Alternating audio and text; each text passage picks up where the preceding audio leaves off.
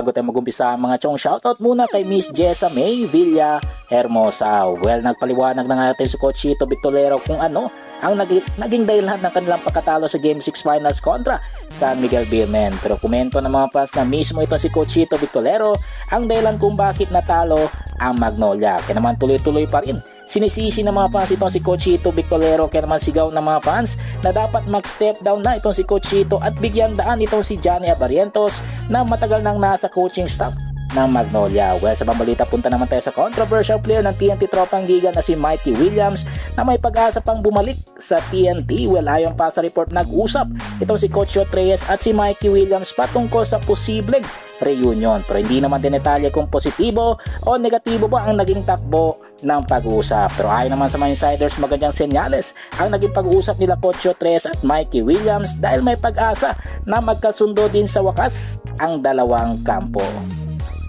Ang muli sa ating balita mga chong, patungkol naman kay Calvin Abueva na ititrade raw sa Northport Batampier kapalit ni Arvin Tolentino, pero mukhang malabo nga itong mangyari dahil malakas nga itong si Calvin Abueva kay Boss Al Francis Chua, kung saan gusto nga ni Bossing nasa Magnolia na magretiro ang nasabing eccentric forward. Pero ayon naman sa mga fans, kung matitrade man itong si Calvin Abueva, baka Thunders na ito at wala nang pakinabang sa Magnolia. Well mga chong, nandito na lang ang ating balitang PBA at syempre huwag kalimutan mag-subscribe at i-like itong video bilang pagsuporta. So this is Channel B. Once again, I'm out.